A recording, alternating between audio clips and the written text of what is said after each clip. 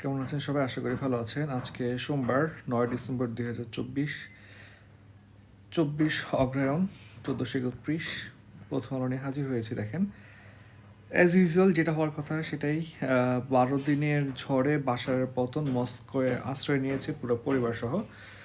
উনি হচ্ছে সিরিয়ার পরিক্রমা হচ্ছে 27 নভেম্বর হচ্ছে হঠাৎ করে হচ্ছে দ্বিতীয় বড়সড় আলেপ্পো দখলের অভিযান শুরু করেন। 30 নভেম্বর হচ্ছে অনেককে দখল করে ফেলে। 5 ডিসেম্বর হচ্ছে আপনার হামাদ দখল করার ঘোষণা দেয়। 8 ডিসেম্বর আপনার হোমস দখল করে। 7 ডিসেম্বর দামেস্ক দখল করে ফেলে। যাই হোক, দেখেন তাহলে এটা কিন্তু বিশাল বড় একটা ইম্প্যাক্ট ফেলে দিবে পুরা মিডল ইস্টে, পুরা সবখানেই। তো এটা নিয়ে অনেক স্টাডি করতে হবে, প্লাস অনেক পত্রিকার আর্টিকেল পড়ে একটা নোট করতে হবে। দেখেন, বিএনপি 3 সংগঠনের পদযাত্রা এবং স্মারকলিপি দিয়েছে। অপপ্রচার বন্ধে ভারত সরকারকে ব্যবস্থা নিতে আহ্বান জানানো হয়েছে। সম্পর্কের টানাপোড়েনের মধ্যেই আজ 2 পররাষ্ট্র সচিবের বৈঠক। এটা একটু কোট করে রাখতে পারেন। দেখেন এখানে কিউ লিখে দিচ্ছি, কিউ মানে কোটেশন। ঢাকা একটা সেমিনারে পররাষ্ট্র উপদেষ্টা তৌহিদ বলেছেন, আমাদের এটা স্বীকার করতে হবে যে 5 আগস্টের আগে এবং পরের সম্পর্কের নিশ্চয়ই গুণগত পরিবর্তন হয়েছে। সো যদি এটা চলে আসে 46 রিটার্নে কাজে আসবে। ইসিবি থেকে প্রায় 2,000 কোটি টাকা সরিয়েছে সাইফুজ্জামান ঘনিষ্ঠরা। মানে পুরো মানে এমন কোনো সেক্টর বাদ রাখে নাই যেখানে করাপশন করা নাই। ভারতকে হারিয়ে আবারও এশিয়া জয় বাংলাদেশের, এটা হচ্ছে আজকে আমাদের আসলে সবচেয়ে বড় একটা অ্যাচিভমেন্ট গতকালকের। অনেকদিন পর ভালো একটা অ্যাচিভমেন্ট। এবং আন্ডার 19 সবসময় ভালো করে, কিন্তু বড় হইলে যে কি হয় এটা বুঝি না। দেখেন, ভারতের ঘটনাকে বাংলাদেশের দৃশ্য বলে প্রচার করা হয়েছে। রিউমার স্ক্যান সেটা প্রতিবেদন দিয়েছে। তো এখানে দেখেন যে ভারত আমাদেরকে নিয়ে যে তথ্য যুদ্ধ শুরু করেছে, এটা কিন্তু একটা খুবই খারাপ একটা কাজ করতেছে। এখানে নোট করে রাখতে পারেন, আমি দাগা এড়িয়ে রাখছি। এটার এই দাগানো পিডিএফটা কিন্তু আপনি পেয়ে যাবেন আমাদের টেলিগ্রামে বা হোয়াটসঅ্যাপ গ্রুপে। লন্ডনের মির্জা ফখরুল বলেছেন, সংখ্যানুপাতিক নির্বাচন রাজনৈতিক বাস্তবতার সঙ্গে যুৎসই নয়। যাদের এনআইডিতে সমস্যা আছে 2 জানুয়ারির আগে জরুরি ভিত্তিতে এনআইডি সংশোধন করতে আহ্বান জানানো হয়েছে। আমাদের কিছু কোর্স চলমান আছে, আপনারা চাইলে গ্রুপে দেওয়া এই ভিডিও ডেসক্রিপশনে দেওয়া লিঙ্কগুলো অ্যাড হয়ে যেতে পারবেন। 5 আগস্টের পরিবর্তন মেনেই সম্পর্ক এগিয়ে নিতে হবে, পররাষ্ট্র উপদেষ্টা বলেছেন। 5 আগস্টে এবার বাংলাদেশ ভারতের সম্পর্কে গুণগত পরিবর্তন হচ্ছে, সেটা নিয়ে সম্পর্কে এগিয়ে নিতে হবে। একটু আগে আমরা দেখে আসছি, এবং এটা হচ্ছে একটা বাণিজ্য প্রভাব ফেলছে। তাহলে এই ভারত কিন্তু আমাদের জন্য ইম্পর্টেন্ট, একটু মাথায় রাখবেন আপনারা। তারপর হচ্ছে আজ হচ্ছে বেগম রোকেয়া দিবস, আজকে 9 ডিসেম্বর। সীমান্ত নামক মৃত্যু উপত্যকা অতিক্রম। দেখেন এই যে মুক্তিযুদ্ধ নিয়ে যতগুলো আর্টিকেল আসে, প্রতিদিন আর্টিকেল আসবে। 16 ডিসেম্বর আগ পর্যন্ত আপনারা একটু আর্টিকেলগুলো পড়বেন। তো এগুলো যেহেতু আপনাদের খুব একটা এখনই প্রয়োজন পড়তেছে না, জবের জন্য আমি স্কিপ করে যাচ্ছি। সো আপনারা কিন্তু পড়বেন, আসলে এগুলো জানতে হবে। গণশিক্ষা উপদেষ্টা বলেছেন, 1 জানুয়ারি বই উৎসব হচ্ছে না। মূলত হচ্ছে আপনারা জানেন যে আমাদের এই বই ছাপানোর টেন্ডারটা হচ্ছে আপনার ভারতীয় একটা প্রতিষ্ঠানকে দেওয়া হয়েছিল। তো একই দেশকে বই ছাপানোর টেন্ডার দেওয়া হয়েছিল, তবে সেটা চেঞ্জ করে এখন আবার টেন্ডার দেওয়া হচ্ছে। স্বাভাবিকভাবে হচ্ছে টাইম লাগবে। সো 1 জানুয়ারি হচ্ছে না, সমস্যা নেই, 5 জানুয়ারি হবে, 10 জানুয়ারি হবে, বাট এটা আমাদের হাতেই থাকুক আর কি। প্রকল্পের কারণে পরিবেশ সম্পদ নষ্ট করা যাবে না। যেমন হচ্ছে ঢাকা কক্সবাজারে হচ্ছে আপনার সম্ভবত একটা অ্যাডমিনদের জন্য, একটা অ্যাডমিন ক্যাডারদের জন্য হচ্ছে একটা ট্রেনিং সেন্টার করার একটা প্রসেস, একটা উদ্যোগ নিয়েছিল পাহাড় কেটে।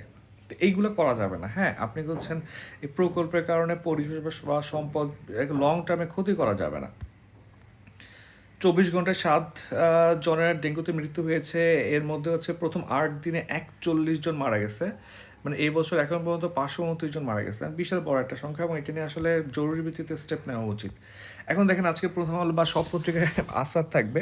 এখানে 2টা ইস্যু চলে আসবে। একটা হচ্ছে আপনার এই ইম্প্যাক্টটা হচ্ছে সবচেয়ে বড় ইম্পর্টেন্ট, মধ্যপ্রাচ্যে ক্ষমতার ভারসাম্যে কী পরিবর্তন আনবে। মূলত এখানে যে ফ্যাক্টটা চলে আসছে, যেমন ধরেন হচ্ছে এই যে জোলানি হচ্ছে, উনি হচ্ছেন আপনার ইউএসের জেলে ছিল। আর উনি হচ্ছে আল কায়দা থেকে, মানে আল কায়দায় জয়েন করে, ওকে হচ্ছে সন্ত্রাসী হিসেবে কাউন্ট করে যুক্তরাষ্ট্র। কিন্তু গতকাল আপনার ওয়েস্টার্নরা যেভাবে রিয়াকশন জানাইছে, মনে হচ্ছে ওরা অনেক খুশি, মনে হচ্ছে ওরাই জিতে গেছে, মনে হচ্ছে ওরাই জ্বলানি। হ্যাঁ, ওয়েস্টার্নগুলো ঝামেলা। আমাদের একটা সমস্যা হচ্ছে, আমরা আসলে বুঝতেছি না কোন রিয়াক্ট দিব। দেখেন, বাশার কিন্তু আপনার সিরিয়া কিন্তু মানে শুধু সিরিয়া না, সিরিয়া মানে ওদিকে লেবানন, এদিকে হচ্ছে ইরান, এদিকে তুরস্ক, ওদিকে গাজা যুদ্ধ। যেমন আপনি হচ্ছেন কী করতেছেন বলেন, আপনি খুবই খুশি যে সিরিয়া বাশার হেরে গেছে, আবার বাশার হারার কারণে যে ওদিকে হচ্ছে আপনার লেবাননে আরও বেশি শেল পড়বে, আরও বেশি মানুষ মারা যাবে, গাজা আরও বেশি মানুষ মারা যাবে, সেটাতে আপনি দুঃখ হবেন। তাহলে আপনাকে আসলে বুঝতে হবে, আপনি ইন্টারন্যাশনাল পলিটিক্স না বুঝে ইন্টারন্যাশনাল পলিটিক্সের রিয়াকশন দেখানো যাবে না। ঠিক আছে, এখন বাসার আসলেই বদমাশ কিনা সেটাও বুঝতে হবে। যে এখন দেখেন, যেমন ধরুন হচ্ছে আপনার বলতেছে মানুষকে স্বাধীন করতে হবে, যেমন লিবিয়াতে হচ্ছে আপনার কি হইলো, আপনার আপনার একটা বা তিউনিশিয়াতে যে একটা আরব বসন্ত হইলো, এখন আপনি তো খুশি যে আরব বসন্ত হয়েছে, হ্যাঁ, ডিক্টেটর বিদায় নিচ্ছে। এখন কথা হচ্ছে যে ওইখানে ওই আরব বসন্ত হওয়ার পরে তিউনিশিয়া এবং লিবিয়ার কি অবস্থা? তিউনিশিয়া এবং লিবিয়ার অবস্থা খুবই খারাপ, মানে আগে মানুষ যত ভালো ছিল এখন তার চেয়ে খুবই খারাপ অবস্থায় আছে। আমি ডিক্টেটরশিপকে আমি প্রমোট করতেছি না, আমি বলতেছি হচ্ছে আপনাকে বুঝতে হবে যে চেঞ্জটা আনা গেছে কিনা, মানুষের অবস্থা ভালো আসছে কিনা। ঠিক আছে, ধরুন হচ্ছে একটা মানুষের আপনার হাত ব্যথা, এখন আপনি কি করলে হাতটা কেটে ফেলতে পারবেন না, আপনাকে ট্রিট করা লাগবে। হ্যাঁ, আপনি একটা পরিবর্তন চাচ্ছেন, সেই পরিবর্তনের মাধ্যমে আসলেই পরিবর্তন হওয়া লাগবে। এখন সেটার কারণে যদি আরও বেশি মানুষ মারা যায় তাহলে তো লাভ হইলো না। ঠিক আছে, তাহলে আবার ব্যর্থ বিপ্লব করে আরও লস। ঠিক আছে, এখন দেখেন মূলত যেই সমস্যাটা ফেস করবে, যে আপনার ইরান হচ্ছে সিরিয়ার মধ্য দিয়ে হচ্ছে যে ট্রানজেকশনগুলো করতো সেটা কিন্তু স্টপ হয়ে যাবে। এটা স্টেপ হলে কিন্তু আর ওয়েস্টার্নদেরই লাভ। তো বলা হয় না যে ইউএসএ বা ওয়েস্টার্নগুলো হচ্ছে আসলে এই এই সন্ত্রাসীগুলো বানায় এবং হচ্ছে ওদেরকে প্রমোট করে। দেখ, এরপরে আসি, দেখি এটা নিয়ে আমাদের ডিটেলস অনেক আলোচনা করা লাগবে এবং হচ্ছে কিছু ভিডিও বানানো লাগবে। এটা পলিটিক্সে চলে আসবে, এটা ইম্প্যাক্টটা কিন্তু বিশাল বড় একটা ওয়ার্ল্ড পলিটিক্সে চেঞ্জ হয়ে যাবে। দেখেন, এই বিদ্রোহী জোটের মধ্যে সবচেয়ে শক্তিশালী হচ্ছে এইচটিএস, এটার হচ্ছে organization for the liberation of the Levant সংগঠন নামে পরিচিত। জোলানি হচ্ছে আপনার 2017 সালে এটা প্রতিষ্ঠা করেন। এছাড়া আরও অনেকগুলো গ্রুপ আছে, যেমন হচ্ছে এই গ্রুপটা দেখেন যে সিরিয়ান ন্যাশনাল আর্মি, এটা কিছু উপশাখা আছে। এছাড়া হচ্ছে আপনার ন্যাশনাল লিবারেশন ফ্রন্ট নামে অনেকগুলো গোষ্ঠী বা দল মিলে একত্রিত হয়ে হচ্ছে এই আন্দোলন, এই বিপ্লবটা করেছে আর কি। হ্যাঁ, জেলেনস্কি রাশিয়ার সঙ্গে চুক্তিতে আগ্রহী, ট্রাম্প মোটামুটি ওকে প্রেশার দিয়ে চুক্তি করাবেই। এরপরে দেখি আমরা সিরিয়ার ভবিষ্যতে তুরস্ক, ইরান আর রাশিয়ার ভিন্নমত। দেখেন, এখানে ইরান এবং রাশিয়ার মধ্যে সম্পর্ক মোটামুটি আপনার ওদের গোলটা সেম। তুরস্কের সাথে ঝামেলা, তুরস্ক হচ্ছে আপনার মনে করে যে ওরা কুর্দিকে হচ্ছে প্রমোট করে, এবং সেটাও মোটামুটি দেখেন এই বছর শুরুতে আসাদ ঘোষণা করেছিলেন তুরস্ক সেনারা সিরিয়াতে হবে, তিনি তুরস্কের সাথে কোনো আলোচনা করবেন না। এরপরে তুরস্কের প্রেসিডেন্ট রিসেপ তাইয়েপ এরদোয়ান হচ্ছে গত মাসে আপনার হচ্ছে এইচটিএসকে হচ্ছে আপনার আলেপ্পো এবং হোমস শহর আক্রমণের জন্য পরোক্ষ সম্মতি দেয়। আবার দেখেন তুরস্ক, ইরান এবং রাশিয়ার মধ্যে সম্পর্ক মোটামুটি এখন একটা ফাংশনিং হচ্ছে। এই মোমেন্টে হচ্ছে রাশিয়ার প্রচুর সাপোর্ট লাগতেছে ইরান এবং তুরস্কের, সব মিল তুরস্ক যেহেতু আবার ন্যাটো মেম্বার, তুরস্ককে ইউজ করতেছে রাশিয়া। তো সব মিলে হচ্ছে রাশিয়াও মানে তুরস্কের মানে বিপক্ষে গিয়ে একদম ড্রাস্টিকভাবে কিছু করা নাই। সো রাশিয়া একটু চুপ ছিল বলা যায় আর কি। তো সব মিলে হচ্ছে দেখেন 2017 সালে যে আস্তানা প্রক্রিয়া, এটা কত পত্রিকায় আসছিল, সমাধানের জন্য তুরস্ক, রাশিয়া এবং ইরানের মধ্যে একটা একটা উদ্যোগ শুরু হয়, কূটনৈতিক উদ্যোগ। তবে সেটা হচ্ছে দেশগুলো 21টা বৈঠক করে, কিন্তু খুব একটা চেঞ্জ আসে নাই, মানে ফলাফল আসে নাই।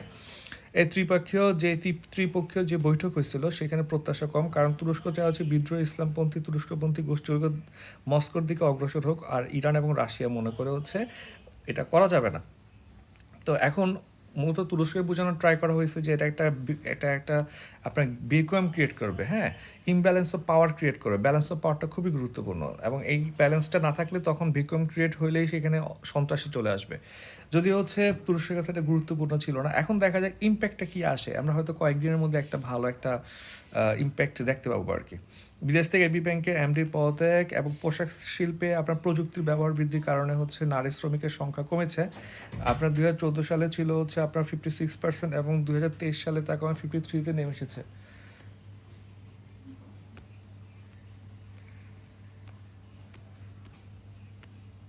হ্যাঁ, তেমন কিছু নেই।